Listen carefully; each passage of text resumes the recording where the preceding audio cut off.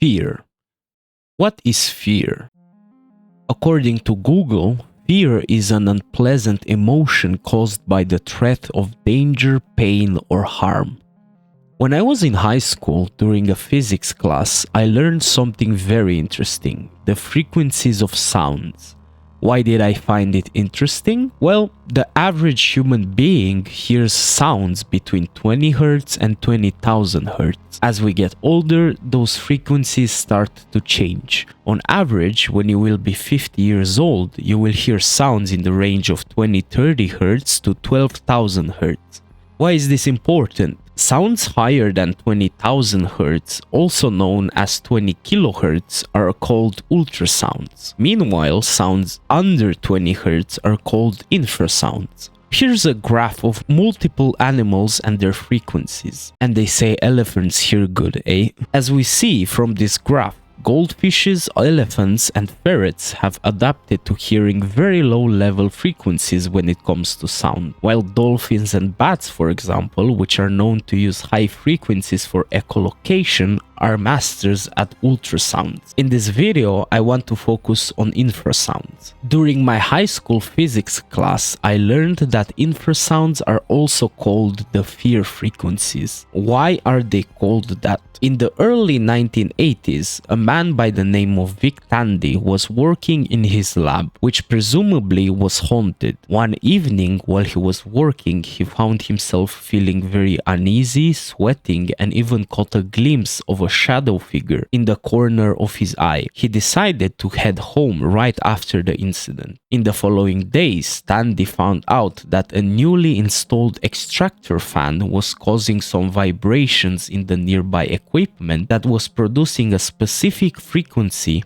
that reached its peak in the center of the room. How much exactly was that frequency? Well, 19 Hz to be exact, an infrasound. Tandy went around multiple locations around the nation that presumably were haunted. He found out that those locations as well have a 19 Hz sound resonating inside of them. Recent studies have also shown that tigers can create sounds of 18 Hz and even lower before ambushing their target, maybe to disorientate it first and then strike. The Isle, as we know, is supposed to be a survival horror game. After I made my discovery in high school, I instantly went ahead and suggested that the Isle should add infrasounds inside its game. My suggestion was met with mixed reactions. Some liked it, some didn't. Some made the point that considering not everyone has the same headphones, it wouldn't really capture them well. And I am here to present my suggestion once again to you watching this video. I don't know if you're familiar with the Paranormal Activity movies. In those movies, during the night recordings, they actually use the fear frequencies to give the viewer a more intense reaction, making them feel uneasy while watching. This can be extremely effective, especially when the viewer, or in our case the player, is not aware of them being played. Now, let's take another look at the clip from the beginning of the video and see if you can hear the infrasounds.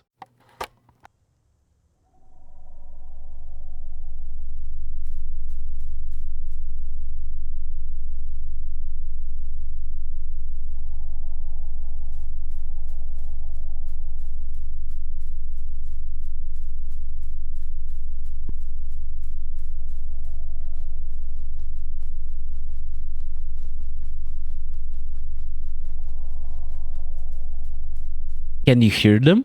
Let me know down in the comments. If a high percentage of you watching this video can hear them, that means headphones don't play a big role in if you can hear or not hear them. Considering you all have different sets of headphones and all of you were able to hear them. And most headphones can hear them, being manufactured that way. The level of hearing them, of course, differs. Where could infrasounds be played in the Isle if added? Well, basically everywhere. When a distant roar of a dillo or a trudon is heard, there could be a chance the game plays a few seconds of such infrasounds to give people a sense of unease. The sound could be played inside of cave systems, human buildings, or even at night when fog is around. Of course, they would work best at night or in low light conditions. There is no doubt these sounds are scary. There is evidence behind infrasounds to back the idea of them creating a sense of fear, thus being called the fear frequency. And considering the Isle is tagged as a horror game, there shouldn't be a problem giving a players a sense of fear and paranoia without them being aware of what exactly causes them.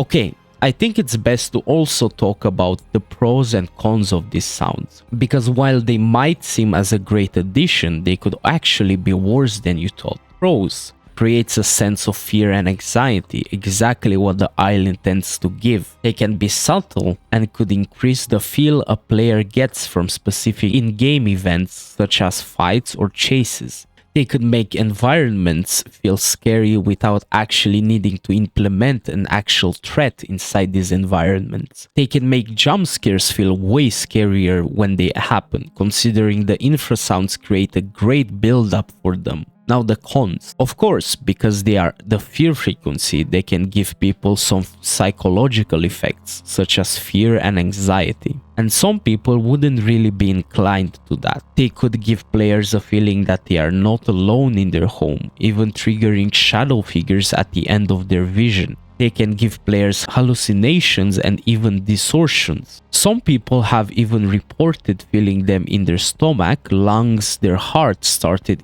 beating faster, and overall not that great for their health.